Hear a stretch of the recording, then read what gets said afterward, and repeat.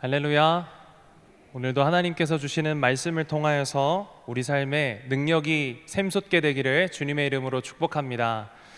오늘은 하나님께로부터 났으면이라는 말씀의 제목을 가지고 함께 하나님 주신 말씀의 은혜를 나눠보기를 원합니다. 오늘 함께 읽은 이 사도행전 5장은요 몇 가지 좀 스토리가 좀 있습니다. 그냥 제가 본문을 설정했을 때는 되게 간단하고 간략한 이 본문을 택했는데요. 사실 이 본문의 어떤 배경들을 조금 이해하고 또 어떤 상황인지를 알아야 이 본문이 가리키는 바가 무엇인지 정확하게 알 수 있습니다. 제가 간단하게 이 본문의 배경을 설명을 좀 드리면요. 사도행전에 와서는 이제 제자들이 성령을 받게 됩니다. 예수님께서 성령을 주시겠다고 약속하고 하늘로 올라가셨는데 이 제자들이 열심히 기도하는 와중에 오순절 마가의 다락방에서 성령을 받고 성령의 내주하심 가운데 충만해져서 이제 이들이 예수님을 증거하는 증인의 삶으로 이제 전환되는 그 시작점이 바로 사도행전이죠. 사도행전 5장에 보니까 여러 가지 표적과 이사를 이 제자들도 행할 수 있게 됩니다. 이전의 모습을 생각해 보면 제자들이 쉽게 예수님의 말씀을 가지고 나아가서 귀신을 쫓아낼 수 있었음에도 불구하고 믿음이 없어서, 믿음이 혹은 적어서 귀신을 쫓아내지 못하고 예수님께 꾸지람을 듣는 그런 장면도 우리는 알고 있는데, 이 사도행전에 와서는 이 제자들의 행동과 그리고 그들의 어떤 믿음이 완전히 달라진 모습을 볼 수 있습니다. 베드로가 설교한 내용 때문에 3,000명이나 넘는 사람들이 하나님께 돌아오는 역사가 일어났고요. 또 이들이 무엇인가를 행하는 그 순간에 하나님의 놀라운 기적과 역사가 나타나기 시작했습니다. 그래서 이 제자들을 추종하는 많은 세력들, 그러니까 예수 그리스도를 나의 주인으로 인정하고 이 복음을 받아들여 믿음 생활을 시작한 사람들이 많이 늘어나게 됐다라는 것입니다. 그런데 이 말씀이 흥왕하게 되니까, 그리고 이 사도들의 행적이 흥왕하게 되니까 질투를 하는 세력들이 있었던 거예요. 오늘 말씀을 보니까 그 질투한 사람들이 누구냐면 대제사장과 그들과 뜻을 함께 했던 사두개인들이 등장하는 것입니다. 오늘 말씀을 읽진 않았지만 사도행전 5장 17절에서 18절의 말씀 같이 한번 읽어보겠습니다. 17절과 18절입니다. 같이 읽겠습니다. 시작. 대제사장과 그와 함께 있는 사람, 즉 사두개인의 당파가 다 마음에 시기가 가득하여 일어나서 사도들을 잡아다가 옥에 가두더니, 여러분 보시면 아시겠죠? 이 대제사장 그리고 사두개인이라는 그 유대의 종교 지도자들입니다. 이 종교 지도자들이 사도들을 시기했다, 마음의 시기가 가득했다라고 기록하고 있습니다. 여러분 시기와 질투해 보신 경험이 있으신가요? 저는 있습니다. 동생이 더 많이 먹는 걸 보면서 시기하고 질투했는데 동생이 하나 더 먹으니까 그게 못 견디겠더라고요. 그 시기와 질투의 마음은 뭡니까? 내가 더 잘났으면 하는데 다른 사람이 더 잘나 보이는 겁니다. 거기에서 나오는 감정이 이 시기와 질투죠. 여러분 대제사장과 사두개인들은 유대 지도자들입니다. 그런데 이들은 그냥 이전처럼 구약 성경처럼 하나님께서 세워서 세워진 자들이 아니고 어떻게 보면 자신의 어떤 힘과 사람들의 어떤 추종하는 사람들, 그 인덕을 통해서 세워진 자들이에요. 그래서 이들은 제일 중요한 게 뭐냐면 자신을 추종하는 세력이 얼마나 있는가, 사람들이 나를 어떻게 생각하는가, 사람들이 이 나의 가르침을 얼마나 많이 따르는가가 이 사람들한테 굉장히 중요한 겁니다. 그런데 생각해 보십시오. 이 사도들이 나와서 말씀을 전하기 시작하고 이제 그 말씀이 흥왕했다라는 것은 그를 따르는 무리들이 많아졌다라는 뜻이죠. 그러니까 당연히 이들에게 어떤 마음이 들었겠습니까? 나의 어떤 추종하던 세력들이 다 저기로 넘어가 버렸네 라는 생각이 들기 시작한 거예요. 여러분 이 유대의 종교 지도자들은 이전에도 이런 경험을 한 적이 있습니다. 예수님께서 이 땅에 오셔서 회개하라 천국이 가까이 왔느니라 선포하시면서 말씀을 전하시니까 많은 무리가 예수님을 따랐어요. 이 종교 지도자들은 그게 너무 시기와 질투가 났던 겁니다. 그래서 결국 그들은 계속해서 예수님을 지켜보다가 결론적으로 예수님을 죽여야 되겠다라는 생각에 이르기까지도 합니다. 그리고 실질적으로 본디오 빌라도에게 이야기를 해서 예수님을 십자가에 못 박히도록 넘겨주게 한 장본인이 바로 이 종교 지도자들이죠. 이 사도들의 행적을 보면서 이들이 그런 질투가 났던 겁니다. 그래서 이들을 옥에 가두는 사건이 발생하게 되는 것이죠. 여러분, 이 사도들이 옥에 갇히는 사건들 보면 어떤 생각이 드십니까? 하나님의 일을 위해서 열심을 다해서 섬겼고 하나님 뜻대로 살아갔는데 왜 이런 일들이 생기는가? 그런 생각이 우리에게 들 때가 있습니다. 우리에게도 하나님의 뜻을 따라 우리가 섬겼고 하나님의 뜻을 따라 살아가는데 때로는 그것을 가로막는 세력들이 등장하게 되고 또 상황들이 앞에 들이올 때가 있는 것입니다. 이럴 때 우리는 과연 어떻게 생각을 해야 되고 어떤 태도를 가져야 할까요? 이후에 어떤 일이 있었는지 말씀을 통해서 보도록 하겠습니다. 19절과 20절 제가 읽어보겠습니다. 주의 사자가 밤에 옥문을 열고 끌어내어 이르되 가서 성전에 서서 이 생명의 말씀을 다 백성에게 말하라 하매. 여러분, 옥에 갇혀 있으니까 밤중에 하나님께서 사자를 보내셔서 이 사도들을 꺼내주시는 장면을 우리는 볼 수 있습니다. 그 이유가 뭘까요? 20절에 가서 성전에 서서 이 생명의 말씀을 전해라. 이게 바로 하나님의 뜻이었기 때문입니다. 이 사도들을 세우신 명확한 하나님의 뜻이 있었습니다. 이 사도들을 왜 세우셨습니까? 하나님 나라 복음을 전하라고 이 하나님께서 세우신 자들이죠. 그런데 그게 인간적인 어떤 시기와 질투 속에서 막힐 것 같으니 하나님이 개입하셔서 그 길을 다시 열어주셨다라는 말입니다. 그래서 이 사도들은 다시 그 새벽녘부터 성전에 서서 말씀을 가르치기를 시작합니다. 여러분, 아침에 와서 이 종교 지도자들이 보니까 문은 굳게 닫혀 있었는데 막상 열어보니까 이 사도들이 다 없는 거예요. 잡아놨는데 아무도 없는 겁니다. 그래서 수소문하다가 결국에는 이 성전에 있다는 소식을 듣고 이들을 잡아오기에 이릅니다.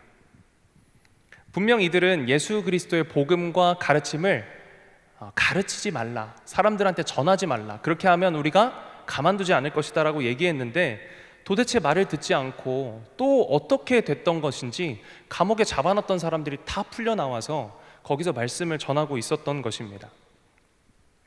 여러분, 이 상황 가운데 예수님의 제자들 사도들과 이 종교 지도자들 중에 누가 더 난처한 상황에 처해 있는 걸까요?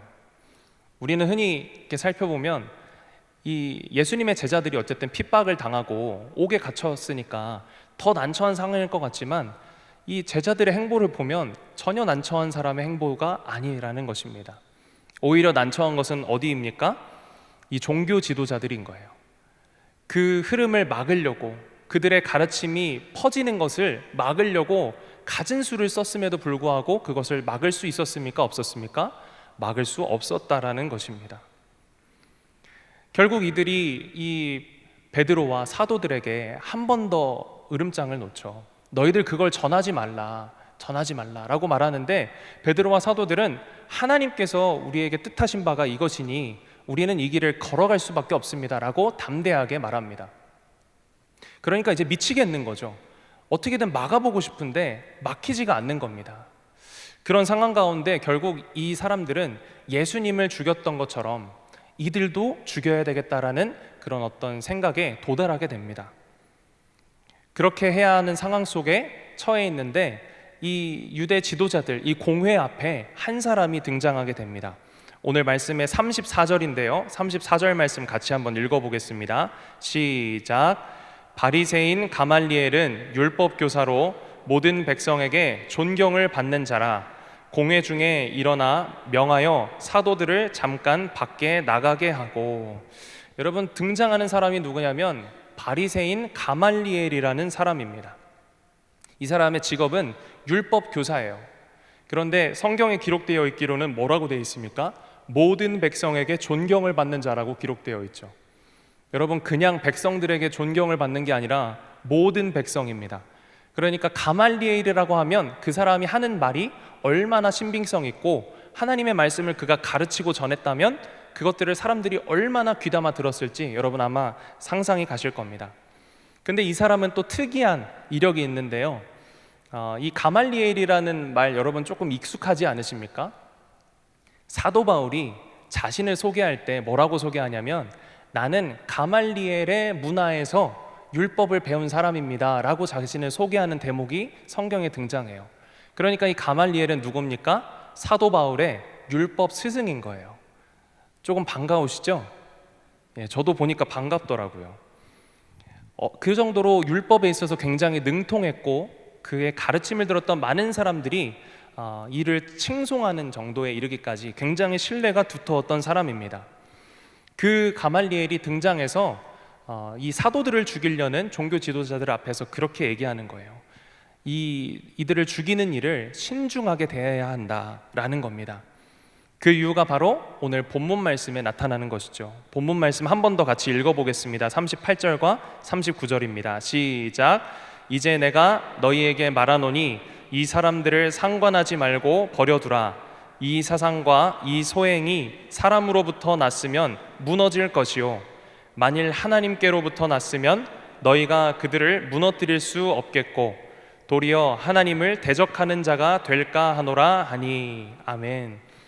여러분, 가말리엘은 뭐라고 얘기합니까? 사도들을 해치지 말라고 합니다. 왜냐하면요, 그들이 전하는 복음과 가르침이 만약 그들 스스로 세워서 만든 것이었더라면 자연스럽게 그것들은 흩어지게 되어 있다라는 것입니다. 그러나 만일 이 일이 하나님의 뜻이고 하나님께서 이 일을 주도하셨다라는 것이면 이 일이 하나님으로부터 나온 것이라는 사실을 우리가 알게 된다면 그것은 누가 무슨 짓을 해서도 막을 수 없다라는 것입니다.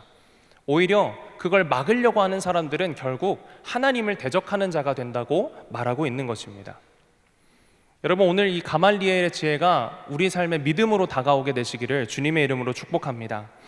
실제로 하나님은 이 복음을 전하기 위해서 사도들을 세우셨습니다. 성령을 주셨고요, 충만하게 하셨고 그들이 성령에 충만해서 담대히 복음을 전하게 하셨습니다. 그리고 복음을 전하는 현장마다 하나님께서 일으키시는 놀라운 은혜의 역사가 일어나 많은 이들이 하나님을 믿고 하나님 앞으로 돌아오게 되었다라는 거예요. 그뿐입니까? 그것을 막으려고 했던 종교 지도자들, 그러니까 이 한 나라의 지도자들의 어떤 외압에도 불구하고 그 일이 막혀지지 않고 계속해서 이어졌다라는 겁니다.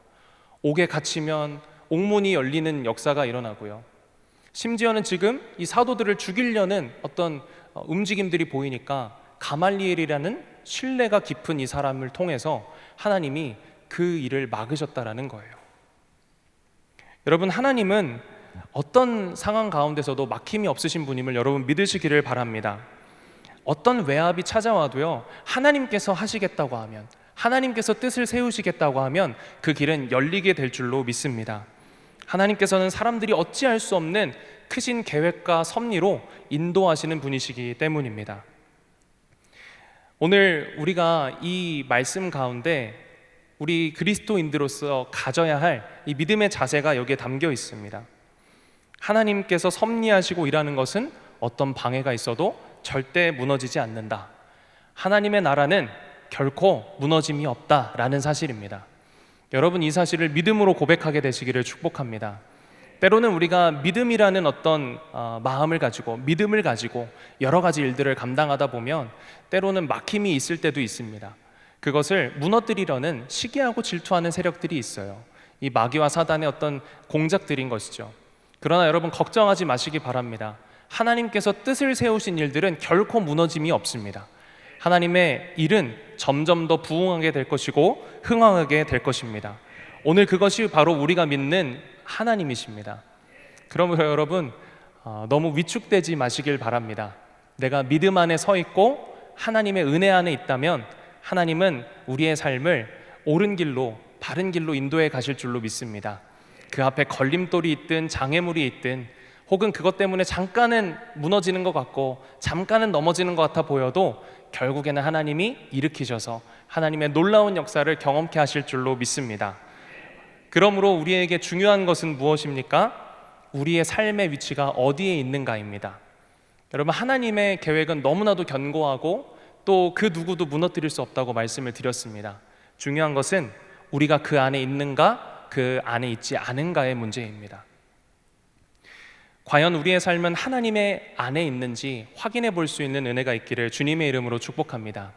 물론 우리는 하나님의 자녀이고 하나님 안에 있는 자임을 여러분 믿으시기를 바랍니다. 하나님께 속한 자입니다. 그러나 때로는 우리의 생각과 마음이 하나님 앞에 나아가지 못할 때도 있고, 하나님 안에 내가 세운 계획들과 내 뜻이 하나님의 뜻 안에 있지 못할 때가 있다라는 것입니다. 우리가 어떤 사건들을 여러분 보시면요, 사건들이 일어나게 되면 그 사건이 어디서부터 나왔는지 그 기원을 찾게 됩니다. 그래야만 이 사건이 어떻게 벌어진 것이며, 그래서 어떤 결론을 도출하고 있고 어떤 영향을 주는 것인지 명확하게 파악할 수 있기 때문이죠. 여기서 가말리엘이 말하는 하나님께로부터 났다라는 이 뜻은 뭐냐면요, 그 기원이 하나님으로부터 시작되었다라는 것을 의미하는 것과 같습니다. 예수 그리스도를 믿고 우리가 주인으로 인정하면서 우리 삶 속에 나타나는 모든 일과 나의 삶의 방향이 과연 하나님으로부터 인한 것인지, 하나님으로부터 시작된 것인지 확인할 수 있는 은혜가 오늘 말씀 가운데 우리에게 주어지기를 주님의 이름으로 축복합니다. 그게 매우 우리 신앙생활에 중요한 일이기 때문이에요.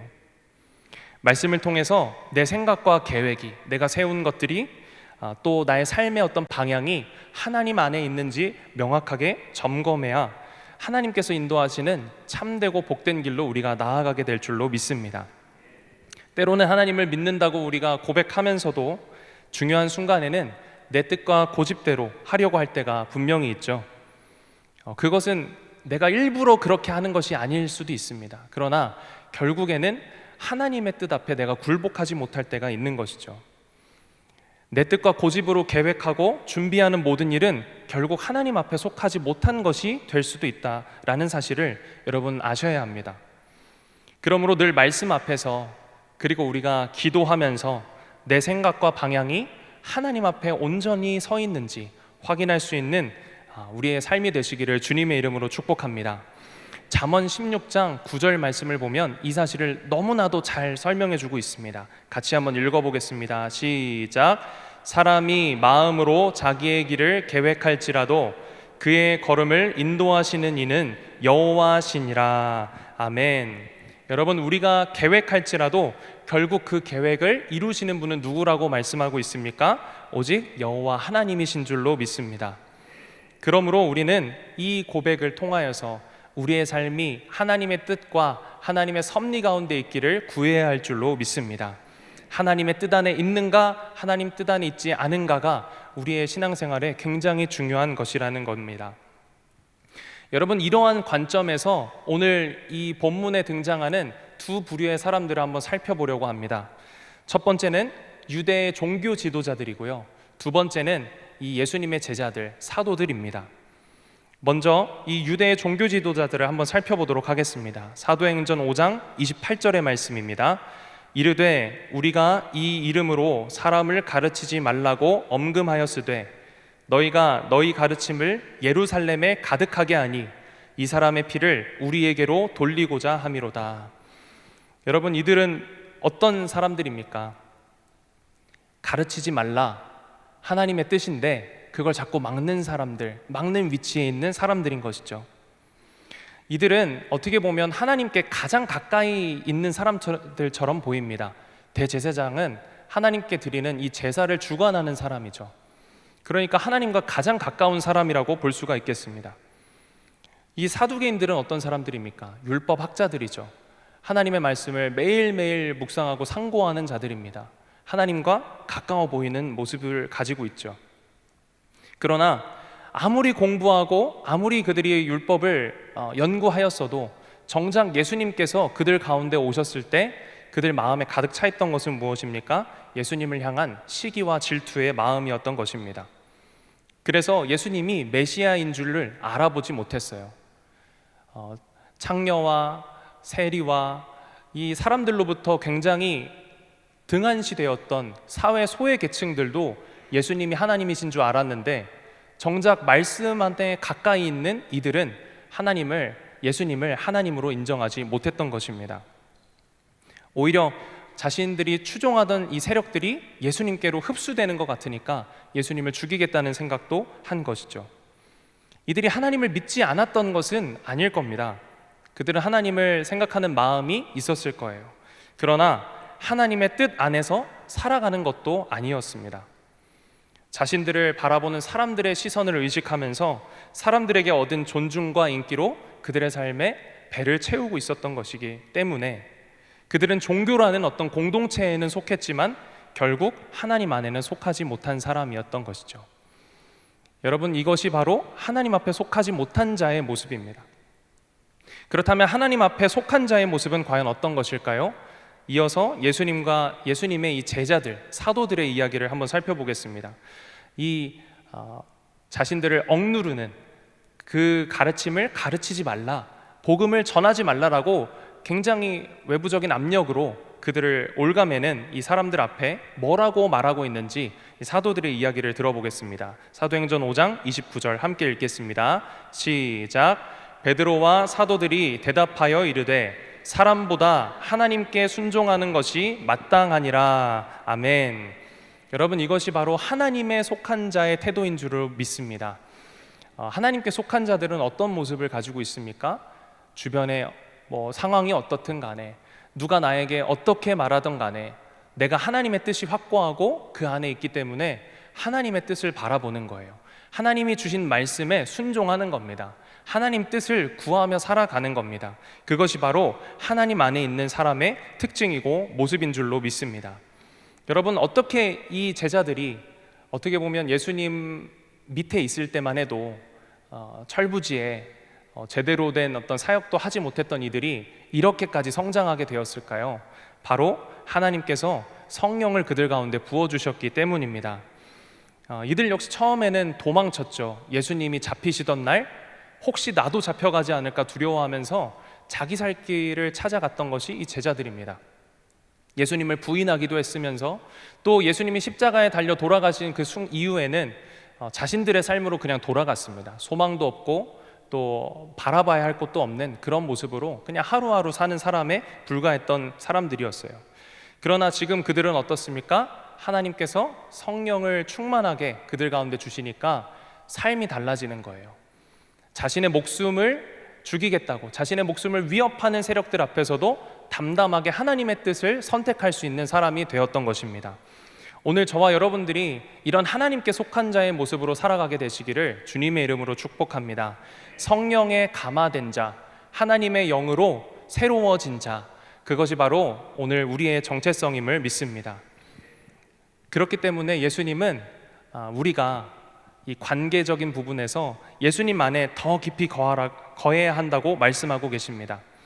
요한복음 15장을 보시면 우리가 잘 아는 포도나무의 비유가 등장합니다. 예수님은 자신을 포도나무고 또 우리를 가지라고 비유하십니다. 가지가 포도나무에 잘 달라붙어 있어야 가지는 결국 좋은 열매를 많이 맺게 된다고 예수님을 말씀하시죠. 여러분, 근데 이 관계를 잘 생각해 보십시오. 가지가 스스로 무엇을 할 수 있겠습니까? 가지로서는 능력도 소망도 없는 것입니다. 그런데 가지가 이 포도나무라는 생명의 근원에 접붙임을 당했을 때, 그 안에 깊이 들어왔을 때 그 가지는 생명력을 얻고 많은 열매를 맺게 된다는 것입니다. 여러분, 반대로 이 가지라는 것에 포도나무가 붙는다고 생각해 보십시오. 가지에 누가 포도나무를 붙이겠습니까? 우리의 삶도 마찬가지입니다. 우리가 하나님 안에 거해야 되는 이유는 우리의 능력과 근원이 하나님에게서 나오기 때문입니다. 그 하나님 안에 있을 때 우리의 삶이 생명을 얻고 능력을 얻고 힘을 얻는 것임을 여러분 믿으시길 바랍니다. 그러므로 우리는 늘 경계해야 할 줄로 믿습니다. 내가 하나님 뜻 안에 거해야 생명을 얻는 것인데, 때로는 하나님 찾고는 있지만 내 삶 속에 자꾸만 하나님을 불러서 나 이것 좀 해주세요, 저것 좀 해주세요 라며 하나님께 청탁하고 있지는 않은지 우리의 삶을 돌아볼 수 있는 은혜가 있기를 소망합니다. 하나님께서 가시는 길이 선한 길이시고 하나님이 가시는 길이 옳은 길이시고 생명의 길이시기에 우리는 그 안에 거할 때 참된 생명과 능력을 얻을 수 있을 줄로 믿습니다. 내 뜻에 주님을 맞춰달라는 태도가 아니라 내 뜻을 주님의 크신 뜻 앞에 맡겨두고 주님, 저는 주님 뜻 안에 있기를 원합니다. 주님 뜻 가운데로 나를 인도하여 주시옵소서. 주님 선하신 뜻으로 나의 삶을 인도하여 주시옵소서. 이런 삶의 태도로 나아가게 될 때 그 삶이 가장 행복한 삶이요 복된 삶임을 여러분 기억하게 되시기를 축복합니다. 우리 삶의 중심을 내가 아니라 오직 우리의 주인 되신 예수 그리스도께 맡기고 주님께서 인도하시는 삶을 살아가는 은혜가 있기를 주님의 이름으로 축복합니다. 주님께서 주시는 힘으로 주님께서 인도하시는 방향대로 살아가는 것이 가장 행복한 길임을 우리가 잘 알고 있습니다. 예수님도 그 부분을 너무 잘 알고 계셨던 것 같아요. 그래서 누가복음 22장에 예수님께서는 하나님께 이렇게 기도하고 계십니다. 마지막으로 이 말씀 같이 한번 읽어보겠습니다. 시작. 이르시되 아버지여, 만일 아버지의 뜻이거든 이 잔을 내게서 옮기시옵소서. 그러나 내 원대로 마시옵고 아버지의 원대로 되기를 원하나이다. 아멘. 여러분, 예수님은 자신이 감당하셔야 될 이 십자가를 눈앞에 두시고 기도하십니다. 땀이 핏방울이 될 정도로 절절하게 기도하고 계신 거예요. 자신의 생각과 뜻이 있어서 또 가능하다면 인간적인 마음에 이 잔을 내게서 멀리 좀 해주실 수 있으면, 다른 방법이 있다면 그렇게 해주셨으면 하는 바람도 예수님께 있으셨지만, 그러나 예수님의 기도는 거기서 끝이 아니었습니다. 예수님의 기도는 그러나 내 뜻대로 마시옵고 아버지의 뜻대로 되기를 원합니다 라는 것이에요. 물론 이 길을 걸어가는 것은 예수님에게는 괴롭고 힘든 길이 될 수도 있습니다. 그러나 하나님의 뜻과 하나님의 인도하심이 있는 그 길로 나아갈 때 그곳에 참된 하나님의 영광이 예비되어 있고 하나님의 은혜가 예비되어 있음을 예수님께서 아셨던 거예요. 그래서 예수님은 하나님의 뜻 앞에 자신의 뜻을 내려놓고 하나님의 크신 뜻 안에 거하기를 원하셨던 겁니다. 여러분, 오늘 우리의 삶도 나의 생각과 뜻보다 더 크신 하나님의 뜻 안으로 들어가게 되는 은혜가 있기를 주님의 이름으로 축복합니다. 말씀을 정리하겠습니다. 오늘 우리는 하나님의 크신 뜻이 결국은 무너지지 않는다, 결국은 부흥하고 흥황하게 돼 있다라는 것을 이 사도행전의 말씀을 통해서 알게 되었습니다. 중요한 것은 우리가 그 안에 있느냐 있지 않느냐의 문제예요. 우리는 이 순간 결단해야 할 줄로 믿습니다. 하나님 안에 다시 살아가기로, 내 뜻과 내 생각보다 크신 하나님의 뜻을 붙들기로, 그렇게 나아갈 때 우리 삶에 하나님이 주시는 은혜와 능력이 있을 줄로 믿습니다. 그러나 여러분, 그렇게 살아가는 것은 사실은 결코 쉬운 길은 아닙니다. 순간순간 내 판단과 생각을 의지하고자 하는 마음이 샘솟아 올 것이고요, 그렇게 할 수밖에 없는 상황들이 얼마나 우리 앞에 많이 찾아오는지 모릅니다. 이 가지를 아까 말씀드렸는데, 가지로서는 어떤 능력도 어떤 생명도 얻을 수 없습니다. 이 가지는 하나님 앞에, 예수님 앞에 붙어 있을 때에 비로소 생명이 전파되는 것입니다. 여러분, 우리의 힘으로는 이 가지가 이 나무의 접붙임을 받을 수가 없습니다. 오직 하나님께서 성령을 통해서 우리 가운데 일하여 주셔야만 우리가 그 가지가 나무에 붙는 것처럼 예수님 안에, 하나님의 크신 뜻 안에 거하게 될 줄로 믿습니다. 그러므로 오늘 우리는 하나님의 은혜를 구해야 합니다. 하나님, 오늘도 나는 내 힘으로는 하나님의 뜻에 거할 수가 없습니다. 하나님의 크신 뜻과 함께 나아갈 수가 없습니다. 성령님, 오늘도 말씀을 통해서 또 우리의 삶에 충만하게 임하여 주셔서 우리가 하나님 안에 거하게 하여 주시옵소서. 우리가 하나님의 크신 흐름 가운데 나아가는 복된 자녀로 살게 하여 주시옵소서. 이런 믿음으로 성령의 임재를 구하며 나아가는 우리의 모든 삶에 하나님께서 생명을 더하여 주시고 놀라운 능력으로 채워주실 줄로 믿습니다. 오늘 말씀을 듣는 저와 여러분들의 삶이 이 하나님의 크신 뜻 안에 거하는, 하나님께 속한 자로, 하나님으로부터 난 자의 삶으로 살아가게 되시기를 주님의 이름으로 축복합니다. 기도하겠습니다. 하나님 아버지, 감사합니다. 오늘 말씀을 통해서 하나님의 크신 뜻은 결코 무너지지 않는다는 사실을 알게 해주심에 감사를 드립니다. 이것이 우리에게 위로와 소망이 되게 하여 주시고 우리의 마음과 생각을 내려놓고 하나님 앞으로 나아가는 귀한 믿음의 계기가 되게 하여 주시옵소서. 하나님께 내 생각과 뜻을 내려놓고 주님의 크신 뜻 붙들며 나아갈 때 우리 삶에 부어주시는 생명과 능력이 임할 줄로 믿습니다. 그 하나님 바라보며 하나님께 속한 자로 살아갈 수 있도록 역사하여 주시옵소서. 살아계신 우리 주 예수 그리스도의 이름으로 기도드립니다. 아멘.